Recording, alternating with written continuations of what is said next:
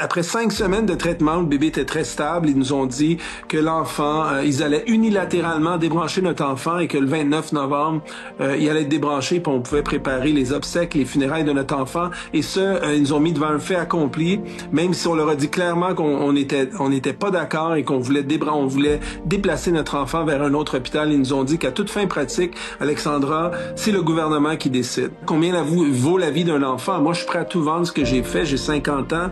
Tout ce que j'ai mis de côté, puis je t'ai prêt à emprunter. Je veux dire, la vie d'un de nos enfants, ça n'a pas de prix. Aujourd'hui, nous parlons avec Nicolas Tétrault, père de 6 enfants, dont le fils, Arthur, a failli se noyer le 8 octobre dernier à la suite d'un bref moment d'inattention. Pour sauver son fils de 2 ans et 5 mois, Nicolas a organisé un transfert en avion-ambulance vers la Nouvelle-Orléans pour une oxygénothérapie hyperbare, un traitement non reconnu au Canada pour ce type de cas. Il a dû faire un choix déchirant.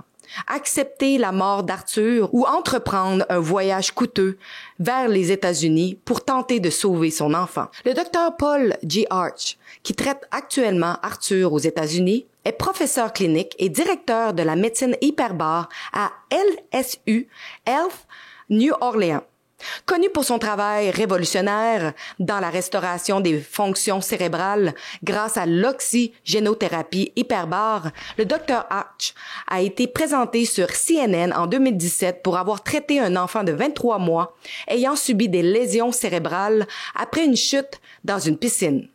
Sous ses soins, l'enfant a retrouvé toutes ses capacités cognitives et presque toutes ses fonctions motrices grâce à cette thérapie. Le Dr. Arch explique que l'oxygénothérapie hyperbare stimule la croissance des tissus, inhibe l'inflammation et arrête la mort cellulaire. J'ai appelé Dr. Arch. Écoutons son point de vue. I have treated well over 4,000 patients with neurological injuries.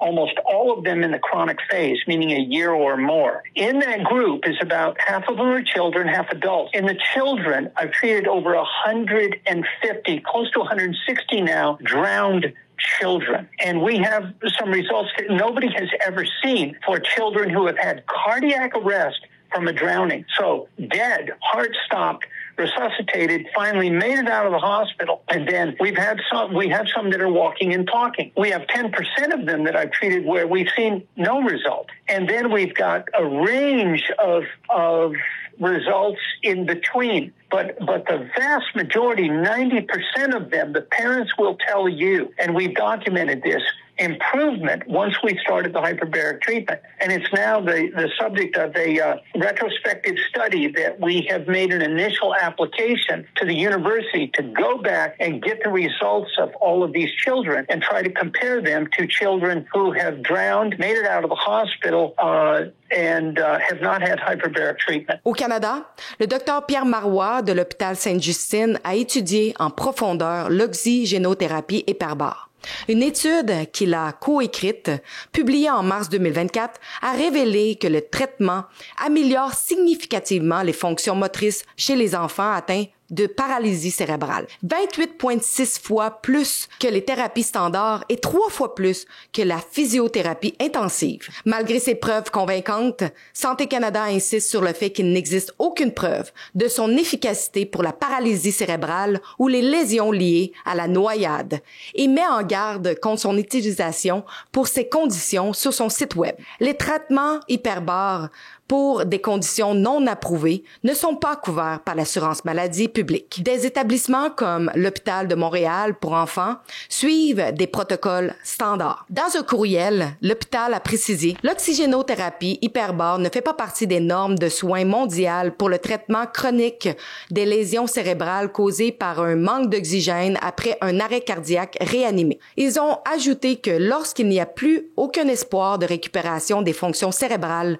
les soins se concentrent sur le confort et la gestion de la douleur, soutenant ainsi un processus de fin de vie plutôt que risque d'explorer des traitements expérimentaux, même lorsque ceux-ci ont démontré leur efficacité. Cette situation met en lumière une norme à deux vitesses troublante. Tandis que des traitements non approuvés, comme le vaccin contre la COVID-19, ont été accélérés en raison de leur potentiel lucratif, des options qui pourraient sauver des vies, comme l'oxygénothérapie hyperbare, restent inaccessibles pour beaucoup. L'oxygénothérapie hyperbare n'est qu'un exemple parmi tant d'autres de traitements bloqués par des organismes de réglementation tels que Santé Canada. Mais la vraie question demeure, pourquoi? Nicolas Tétrault partage avec nous son parcours difficile et émouvant. Alors, le 8 octobre, malheureusement, Arthur Tétrault, mon fils de 2 ans et 5 mois, s'est noyé à la maison qu'on louait. On avait mis dans le bail qu'il devait avoir une clôture autour de la piscine. La propriétaire, qui est une avocate en droit immobilier, ne l'a jamais fait. Ça lui coûtait moins cher de se défendre à la cour. Malheureusement, les parents sont pas parfaits. À un moment d'inattention, on a 6 enfants. Notre enfant s'est noyé. Donc, c'est une journée très froide. Donc, on a réussi à faire on a fait les soins intensifs, bouche à bouche, les manœuvres de réanimation cardiaque. Ils étaient allés à l'hôpital du Lakeshore. Ils ont réussi à rétablir un pouls stable après 70 minutes.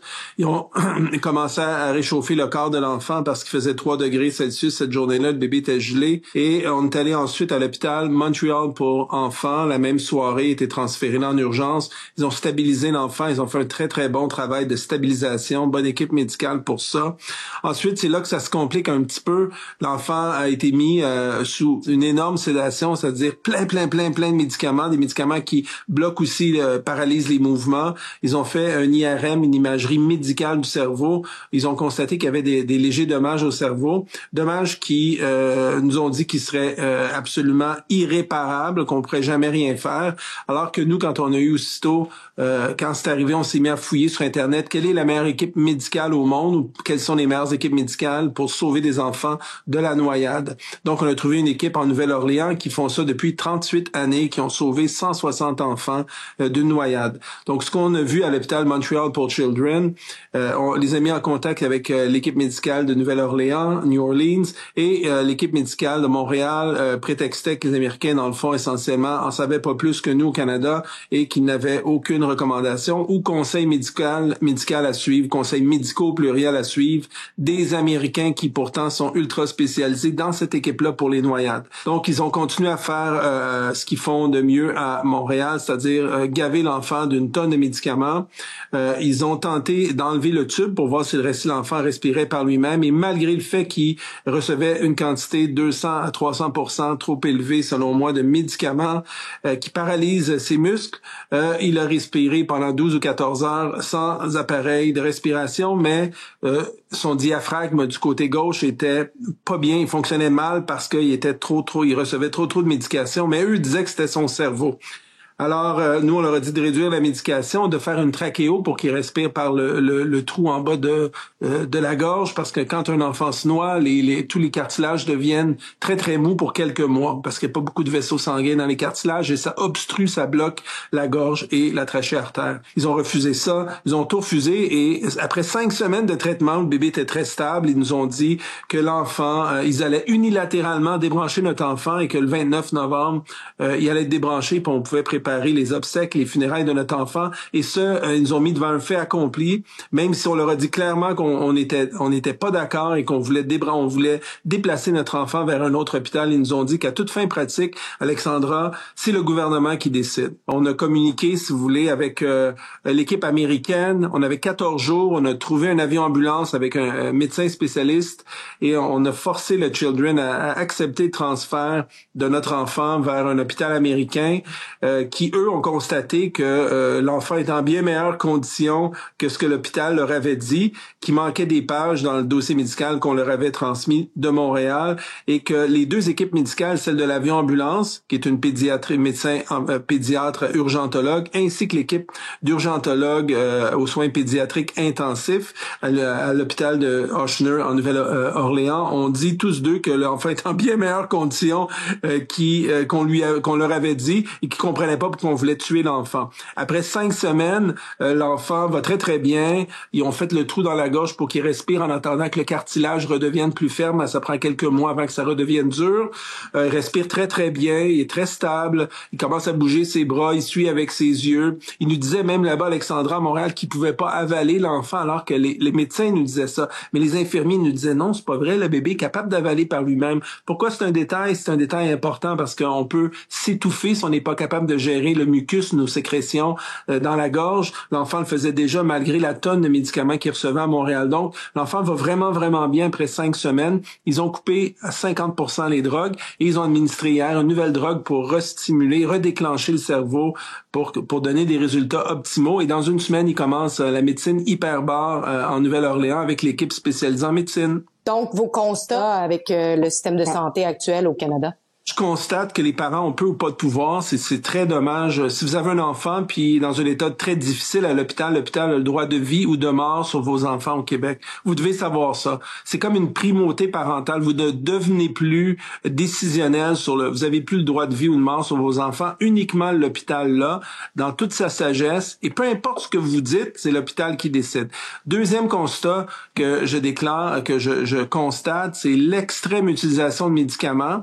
Je constate le refus systématique de consulter des médecins. On parle pas là de médecins de Corée du Nord, là, d'une république de bananes. On parle d'une unité la plus connue au monde en soins médicaux après post-noyade pour les enfants noyés. L'hôpital Montréal pour enfants. Un refus catégorique du dialogue même, d'écouter les conseils qui auraient pu grandement améliorer notre enfant. Ce que je constate aussi, c'est l'incapacité des médecins de s'exprimer. Je constate que c'est comme une armée. J'ai été en politique. On dirait que le patron du département, le médecin patron du département, c'est lui qui contrôle tout. Les employés ont peur de dire un mot, de rouspéter, d'aller à l'encontre de lui. Alors, je trouve que le pouvoir est beaucoup, beaucoup trop centralisé dans les mains du patron du département des soins pédiatriques. Et essentiellement, ce que je constate, là, si on met tout ça de côté, c'est qu'aux États-Unis, l'approche est complètement différente.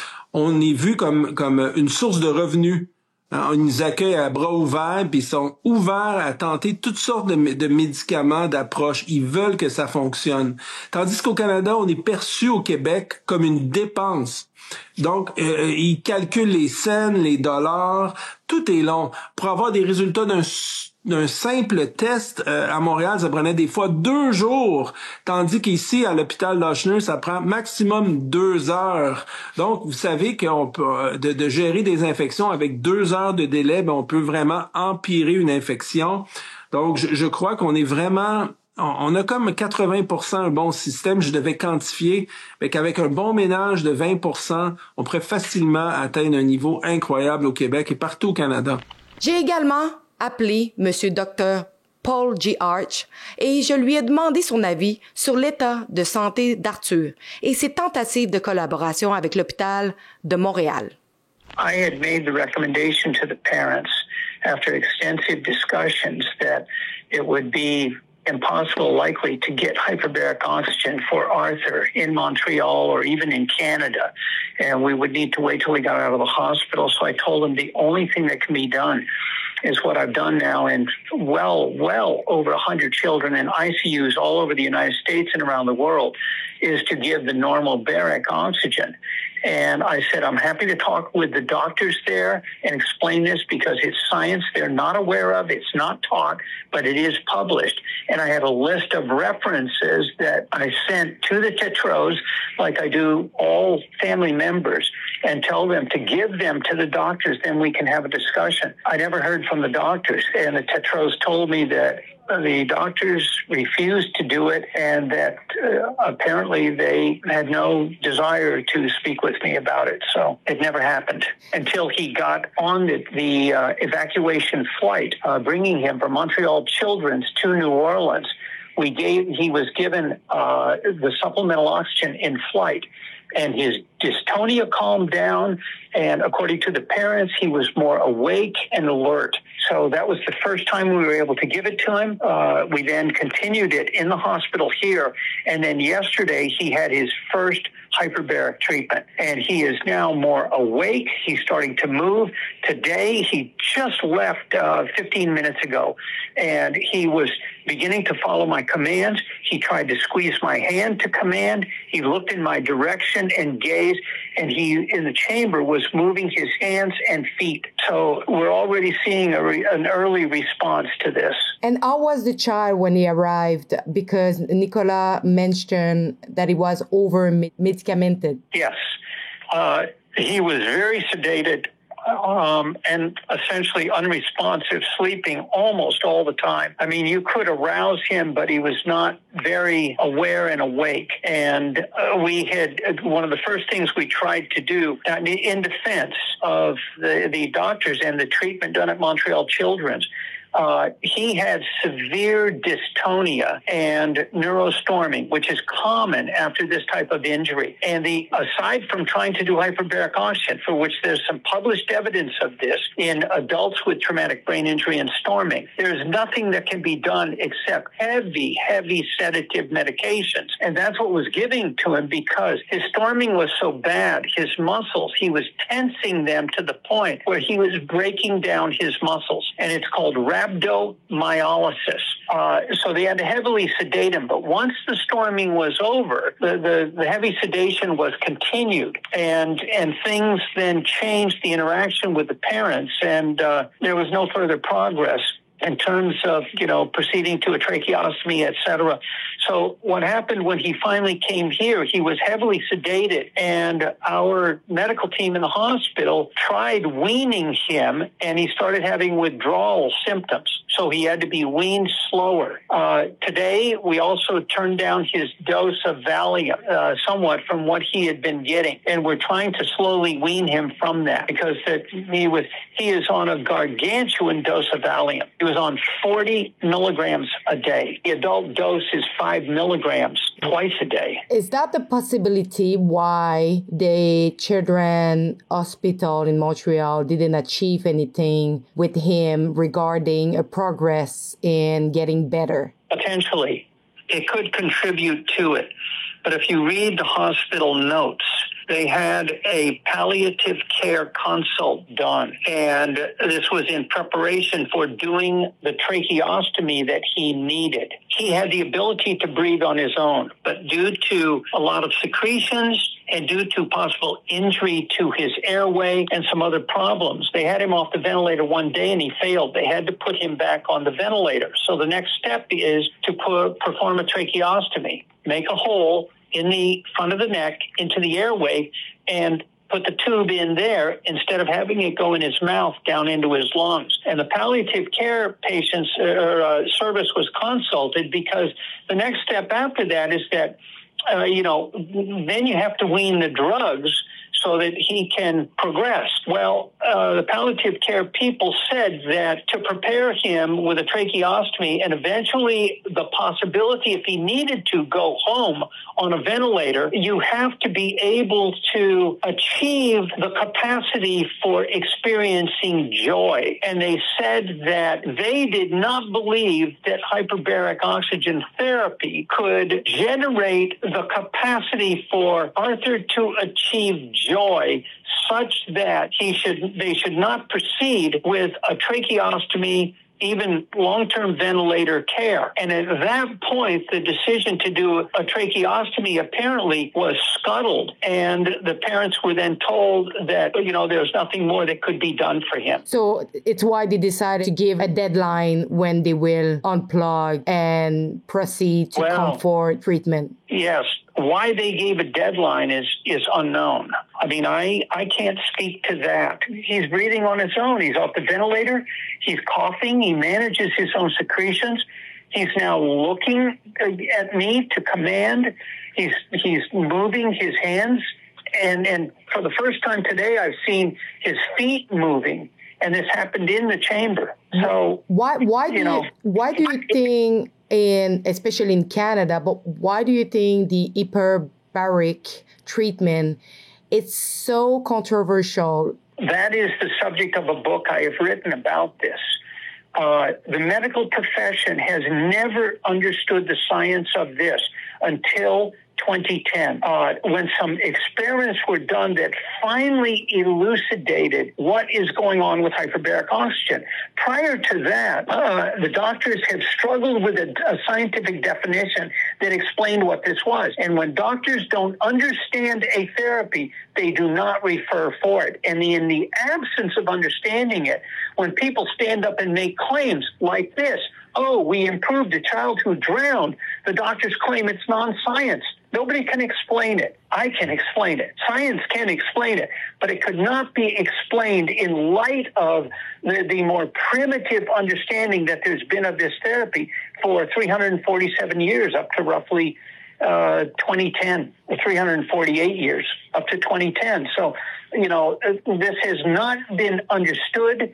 Doctors don't refer for what they don't understand, and claims about successful treatment with it because it could not be adequately explained and defended. The therapy was then looked at as a fraud, and yet the science behind it is substantial.